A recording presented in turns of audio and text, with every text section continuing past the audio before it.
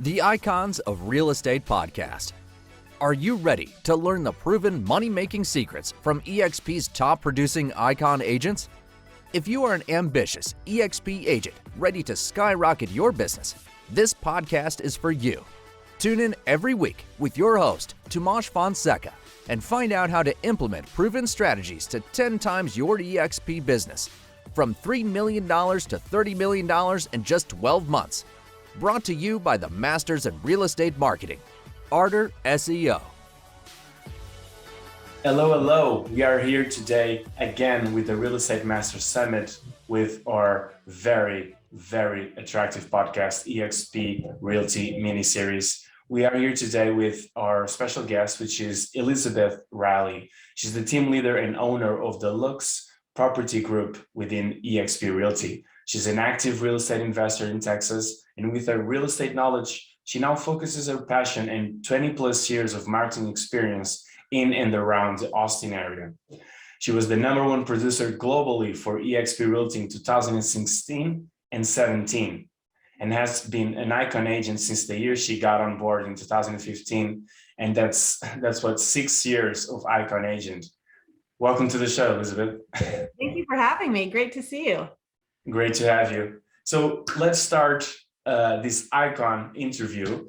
Let's start this with your real estate journey. Can you tell us a bit more about it? Sure. So I got in the business a little over 16 years ago. In Atlanta, Georgia is where I got started. My husband and I were investors, and my CPA said, well, one of you needs to get your license. And so that was me. And I really had no intentions on building a real estate business. I was just doing it for the investment side, and quickly realized I love it. I love working with my friends and people that I know well, or that know me, like me, and trust me. And I just really loved the real estate aspect of it. And so built my business in Atlanta, Georgia. 2008, my husband was transferred to Austin, Texas. And so I didn't know here. I knew real estate. I didn't know Texas real estate, and the market wasn't the greatest. But I figured, well, I've already built a business once. I can do it again. And so I saw it as opportunity and built my business here in Austin from 2008. And then in 2014 is when I was the #1 agent in my market center. We had 650 agents at that time. And I just kind of hit a point where I realized, and I knew something had to change. I was with one brokerage for 10 years.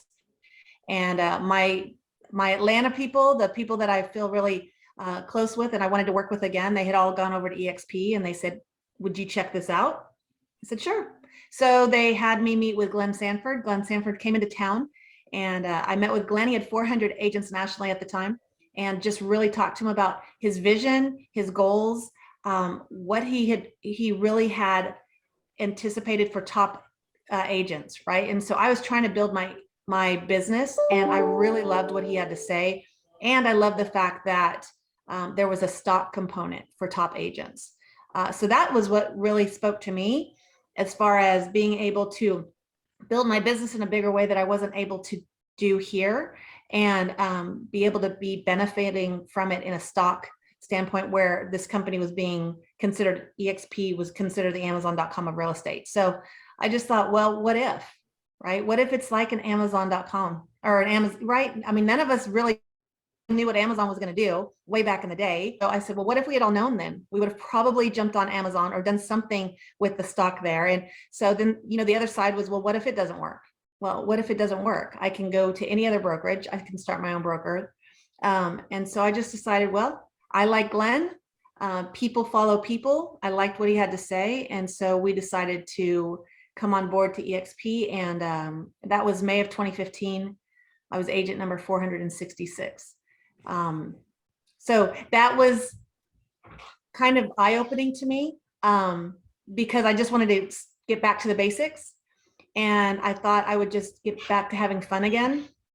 What happened then is that first year, we now had 2,000 agents. I was the #1 agent. The next year we had 5,000 agents. I was the #1 agent. And it made me realize we're on to something. We're doing something bigger. We were collaborating with top agents from all over the country. We were all owners. And so when you when you're an owner of something, you think differently, you act differently, you collaborate differently. And that built my business in a big way. Last year, 2020, I'm an independent agent, but last year I did 30 million and my business is 100% referral.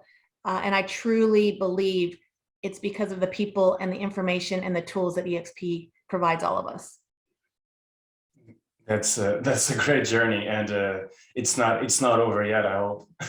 And no. I mean, the icon you mentioned the icon program was something that was really big for me, because as a top producer in my past brokerage, I loved my past brokerage, but every time I would get an award, it was a baseball cap that said capper, right? And that doesn't really get you anywhere when you have 4 kids and college and mortgages and things like that. And so when Glenn put the icon program together, where the top agents would receive their cap back in stock, I thought that was pretty amazing. And I was the first icon named. I have 6 icons now, and I'm about to, maybe by November, I should have my 7th icon. And that's life-changing, right? We're working really, really hard, and now I have something to show for it instead of a baseball cap. Yeah, exactly. What I want you to tell me and the audience here. So when you got into the EXP world, the company is not what it is today. And so you mentioned you were the number 476. Can you guide us through this massive growth that happens in just 6 years? What was behind it? So it's funny because hindsight's 2020, and I look back, I mean, we were putting the tracks in front of the train, right? I mean, we did not have the systems, we did not have the processes, we didn't have the tools that we have, we didn't have KV Core, any of the things that we have now. And I tell people all the time, it's easier to be a part of EXP now than it was then, right? Now we're proven. We're on NASDAQ. Everybody knows who we are for the most part. We're in 18 countries, right? But before then, 400 agents, nobody had any idea who we were. They weren't taking us serious at the time. And so it was really about building the company with relationships, one relationship at a time. So when I found out about EXP, I didn't know what I didn't know. I didn't know anything except the brokerage that I was before. I wasn't an owner. I wasn't a broker. I didn't know the questions to ask, and I didn't want to be naive in my change, right? So I believe in seeking wise counsel. And so I just went to somebody that I really trust, and I said, I need to talk to you. I'm considering making a change. Tell me this is not the right idea. Tell me I'm crazy. And he was in retirement. And so we would meet in the back of Starbucks, the Starbucks in the back of Barnes and Noble, actually. So nobody would ever see us, right? Talking. And we would talk. And I said, look, this is what this model looks like. I didn't understand rev share. I didn't really know anything about stock. I just thought it was a great idea, right? And so I just asked the questions. I said, tell me that this is not going to work. Because sometimes when things seem too good to be true, they usually are. So we talked about this model for 5 months. Jason Gessing was the president at the time. He came in town, and I had my friend meet with him as well. I said, ask the questions I don't know to ask. And he called me and he said, okay, we're going to do this. I'm coming out of retirement. And that person was Gene Frederick. Now, I never, ever had any intentions of trying to recruit or bring Gene Frederick to the company, because again, I didn't understand that piece of the puzzle. But Gene saw something very, very unique in the model, but also in the leadership. And he said, Elizabeth, there's something to this. Let's do this. And you just want to have fun again. And so I was like, okay, Gene, let's do this. And so Gene actually had a lot more to lose. He had 7 market centers, a region with his old company. He sold everything. He was all in. And when I saw him that passionate and excited about it, I knew there was something really unique, and why not try it? And so that's where the growth really started. He and I came on board. We started just having meetings at his house, happy hours at his house, inviting people that we knew. And again, people want to do business with those they know, like, and trust, whether it's in the real estate business or just in the company itself, right? I want to be surrounded by people that I enjoy working with. And so that's how we grew. And Gene had lots of relationships around the country. And we just started having conversations with people and got people excited. And if you notice, our company is so entrepreneurial. And if you look at the big leaders within our company and the big organizational builders in our company, you realize we all have something in common. We're very entrepreneurial. And we don't really think inside the box. We like to do things a little bit differently. And this gave us a platform to do it. And so we just built one relationship at a time. And over time, it just kind of grew and grew and grew. And then our leadership changed, because as you grow, your leadership needs to change to be able to manage that growth and manage whatever those projections are going to be. And then, last year we brought on Michael Valdez, and our global growth is just off the charts. So it's weird to look at May of 2015, which was 6.5 years ago. It wasn't that long ago. And to see us coming from 400 agents, and we just this week announced 65,000 agents, it's pretty incredible that I was a part of that. Yeah, it is. And I think it was initially founded in 2019, right? So like 2009. 2009, sorry. Yeah. So yeah. The boom was coincidentally or not when you when you joined. And the question that I want to ask is, of course, you're an independent agent, but it seemed like you were working like you were parts of the company, like the internal company itself, at least in that very beginning, right? Yeah, I would say so. And even so now, because it's a weird dynamic with our company. Leadership looks at all of us as their clients, right? And they treat us differently in our model than, say, a different model. Not that those models are bad, they're just different models, right? And so, Glenn and our leadership, they're very, very visible. They're very involved. They're meeting us where we're at. They're innovating with us. They're talking to us. There's not this big separation. It feels like one big family. And I know that's so cliche to say, but it really is. We have amazing relationships with our leadership. And that's one of the biggest things I hear from my agents and people all the time is how accessible our leadership is. And Glenn is incredibly busy, but agents will just send him a note on workplace chat out of the blue, just saying, "Oh, I'm new here. I just wanted to say thank you." And they're like, "Oh my gosh, he responded." I mean, Glenn takes the time to respond. I mean, he understands what it's like to be an agent. He was an agent building it, a company built for agents by agents. And so I think just the leadership that we have and the relationships that we've been blessed to be able to build has really changed the dynamic and the culture of our company. And so, yes, that was early on, but I wouldn't say that that's changed. I just think that it's changed in a positive way. Even though we grow and now we're 65,000 agents, I don't feel that we're disconnected at all. I feel like we're actually closer. That's amazing. And yeah, even more from that synergy, you were one of the 2 agents that had the privilege to ring the NASDAQ closing bell, right? When the company was uplisted. How was that experience? That was a bucket list item that I never knew was a bucket list item. Exactly. That was so unexpected, and oh my gosh, it was amazing. And so I didn't expect that. I just actually went to New York to support.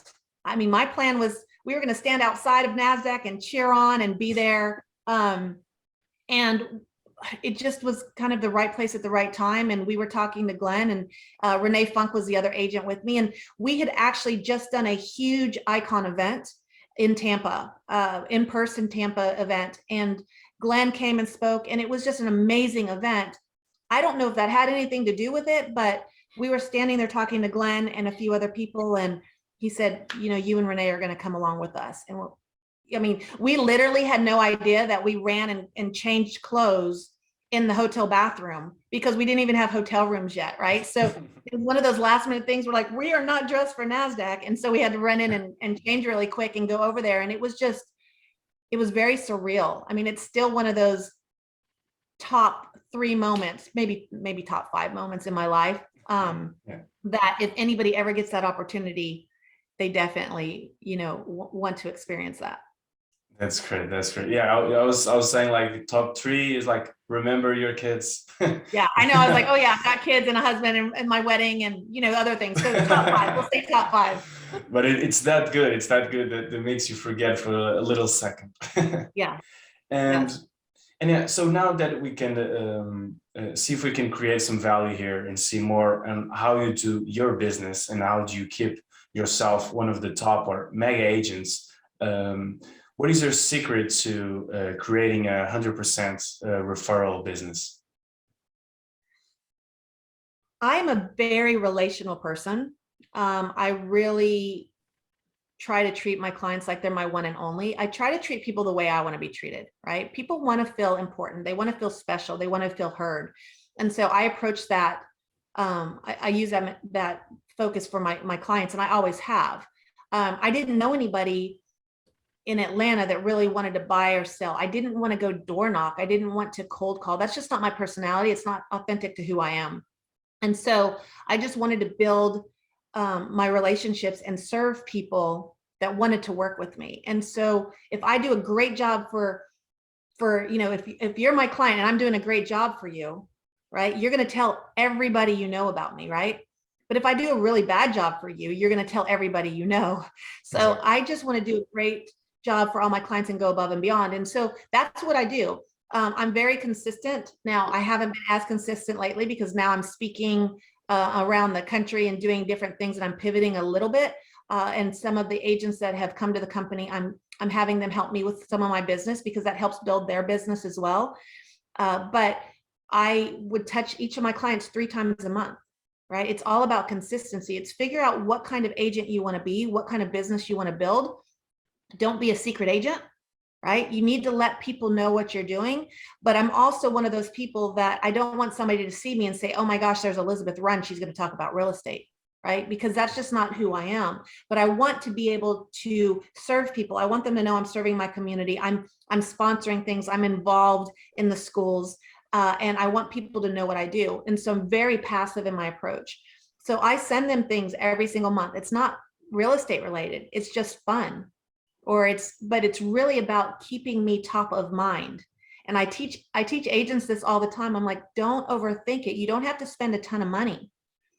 You just want to be effective because they're going to throw it in the trash. So you just want to be top of mind and use the time as it's on its way to the trash. But if you're doing that consistently, whenever they hear somebody talking about real estate, they think of you and they're like, oh, you got to call Elizabeth Riley, right? National Association of Real Estate, a realtor says that 83% of agents do not stay in touch with their past clients. So to me, that's a huge opportunity. I want to be part of the 17%.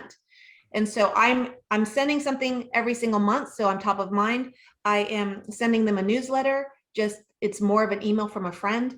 And now COVID kind of changed this a little bit. I'm getting back to it a little bit now, but I have my list of clients and I will reach out to them and hey, can you go to lunch sometime soon? Can you go to coffee sometime soon? I'd love to catch up with you.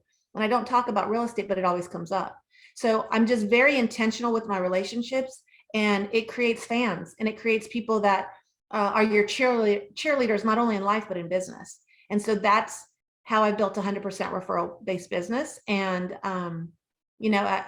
it's allowed me to have the freedom in ways I didn't know before, and helping me pass business off to other people so they can help build their business in whatever way they want to build as well. So that's just how I've built my business. And I know this industry is so fun because you can build your business in so many different ways. That's just what works for me. And it works great, as we can see.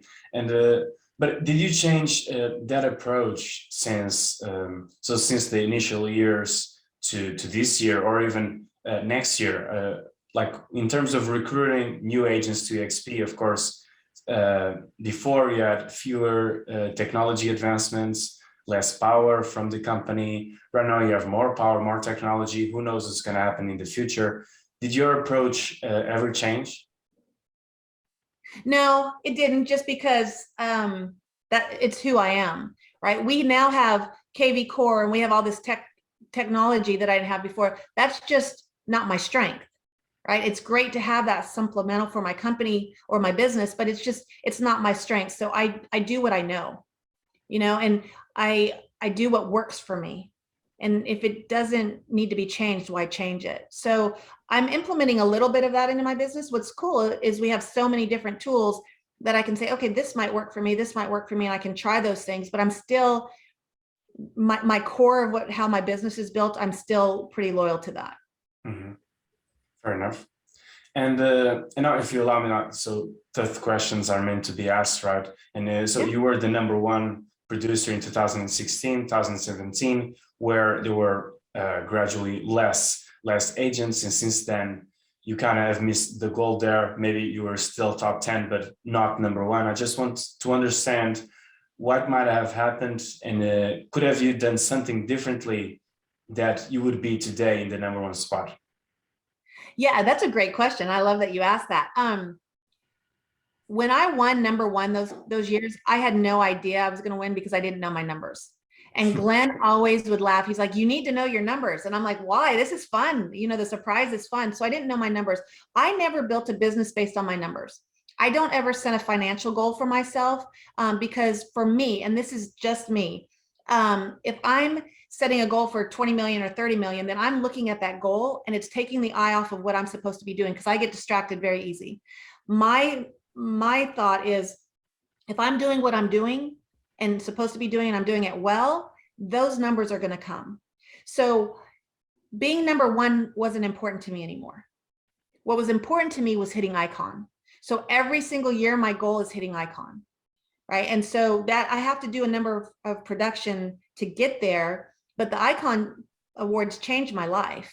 So I have 6, I'm the only one with 6 icons, right? So right there, that's kind of bragging rights, I guess. I'm going to be the only one with 7 icons, right? But being number one was no longer important to me. It never really was. It was kind of cool. I'm like, okay, check that box. I was able to do that. But there was so much more I could do in a different way. That's the first answer. The second answer is we have some rock stars at this company, which is why my business has grown, because I'm learning from them. Some of the top producers and top names in the industry have come over to our company. When you have big fish like that in your company, you're not going to always be number one. You may never be number one, but I feel like I've won because they're in my company and I'm learning from them and they're pouring into me and we're collaborating because we're owners. So when going from, 500 agents to 1,000, 2,000, 5,000 agents, that's awesome. But when you're at 65,000 agents and you've got some of the brightest real estate minds in the nation, actually in the world, because we're global, there's no way I can or want to compete with that, right? So that's just my answer. But man, some of the producers and the names that we have from an individual and a team standpoint are pretty impressive, and I learn from them every day. Yeah, I love your perspective on this. Sorry if I was putting on the spot here a bit. So, why are you not number one right now? No, but I was obviously like, I know you had a better answer for me, and yeah, it's completely right. Better to be the number one. Better to be an icon agent in a 60,000 company than being a number one 10 years straight in a 5,000 or 10,000 company. So I appreciate your sharing your insights. What fills me is when others succeed, right? So I'm trying to push my agents to succeed in whatever the way is success to them, right? Whatever their goals are. And if they want to be number one, oh my gosh, I want to help them get there. That's what fills my soul. That's what drives me. People ask me, what drives you? And it's really seeing the success of others. And that's just me. But I've already done the number one thing, right? And golly, what can I do next? So all we can do next is keep on being an iconic person, keep on being an icon agent, and yeah, break the world record for most icon agents in the EXP. That's right. Well, and now I'm having fun. I never thought I would, but I'm being asked to speak in different events and getting on different stages around the country. And I kept saying no to that. Mm-hmm. And because I'm like, what do I have to share? What do I have to offer? I can get in your head. And it's really not about that. It's really about, oh my gosh, there are people that believe in me and want to hear from me. And I just want to inspire and I want to be inspired. And so if I can do that from the stage and I'm just changing my business a little bit, then that's what I'm doing. And so if I have to step out of the transactional piece, well, I can help others build while I'm pursuing a different passion, right? Glenn talked about a speech that stuck with me he was saying pain versus purpose, right? On the transaction, you're on the hamster wheel and you're transactional because you're paying your bills and you're doing all these things. But what happens when finances and money's not the driving force or the driving factor anymore, right? What next? What's your purpose? So I'm kind of in the midst right now of figuring out my purpose, and it's been a lot of fun. Nice. Love it. Loving the energy here today, Elizabeth. Thank you.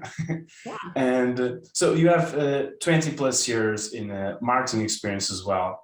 Can you let us know what was the latest marketing innovation you came to apply in your day-to-day? Oh my gosh, now that'll be a harder question for me. Yeah, I have somebody that I don't usually advertise or do any of that kind of stuff, but I have somebody who's close to me, who's a client of mine, who is branching out and starting a whole new project here in Austin, Texas called High Roller. I actually went to launch party last night, which is awesome. And so she wants me to kind of collaborate and be involved in that. And so I'm actually going to do that. They had my ads in there, and we've got some really cool things in the works. So it's a little bit out of my comfort zone, but it's helping build what she's trying to build, and it might be a little bit of a fun pivot for me. So that's the latest thing as of last night. And I will see what happens. It's a different demographic, it's a different clientele, but it might be fun. Yeah, then you're working on your purpose. Like when you say yes to events, when you say yes to those partnerships and projects, like you're working on your purpose. So yeah. You'll get them. Why not? So now if we can go a bit nostalgic here, and this is a question that we do to every guest, is if you could go back to the start of your career, what would you tell your younger self? I would tell my younger self to time block better, to manage my schedule better, to say no to the distractions, right? Because I think real estate agents, we chase the shiny object. And I am so guilty about this because I'm not ADD, but I'm self-diagnosed ADD. It's like squirrel, okay, let's do this. And I'm doing a whole lot of things. And I used to think being able to multitask was a huge gift I had, right? And it's not. Being able to multitask is actually more of a distraction, and it keeps me away from what I need to be doing. So I think early in my career, if I would have just kind of written down my goals, where I wanted to be, what kind of agent I wanted to be, then I think I would have been a lot more organized, and I probably would have been more successful quicker. I did fine, but hindsight's 2020. Okay, I tweaked this a little bit. I always used to say, oh, I just wing it, which I like the fact that I can just wing it. With you, we're just having a conversation. I didn't know the questions, we're just winging it, right? Sometimes that's okay. But when you're truly starting a business, you don't want to wing it. You want to treat your business like a business, and I did not do that. So I would definitely change that aspect of what I did when I started. Yeah, and I never send the questions in advance because I like to catch people in the act, catch people thinking about the answer, and the answer kind of comes more natural instead of practicing it before. So it's okay if you take like 1 or 2 seconds more to think about it, because this is all what we want to do here, have an organic, fruitful conversation.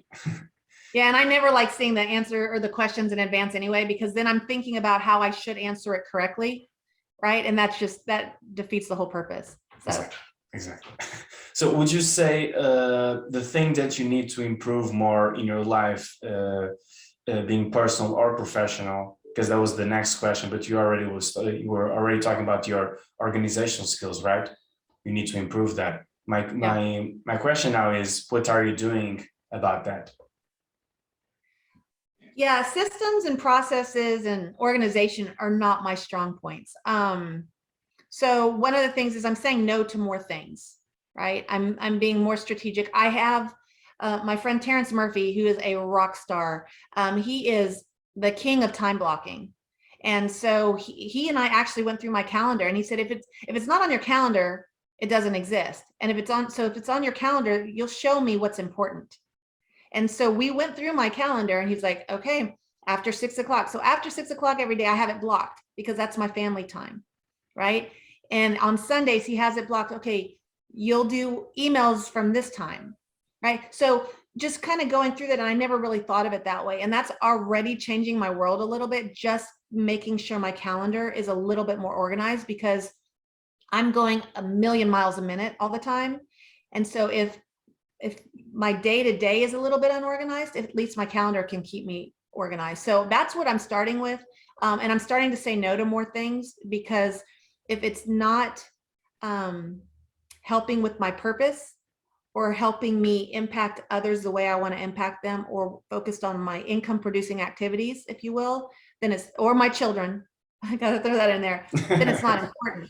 Then it's not important, right? So, being involved in the community is very important to me. Being involved in charities and philanthropy is very important to me. I used to be on a ton of boards, right? But if I'm on a bunch of boards, as an example, I can't really give my full focus to any one board. So I actually stepped off of a lot of boards.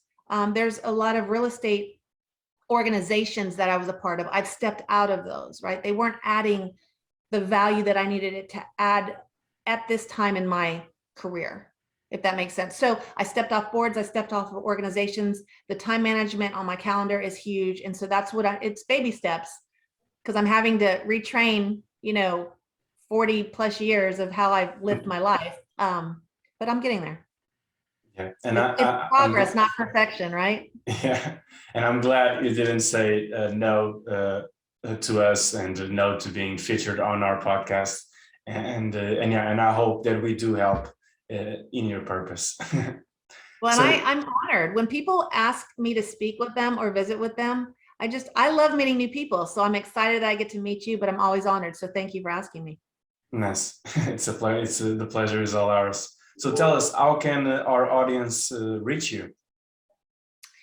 That's a great question. I know that answer. So I have the Lux Property Group in Austin, Texas. Our website is www.luxepg.com.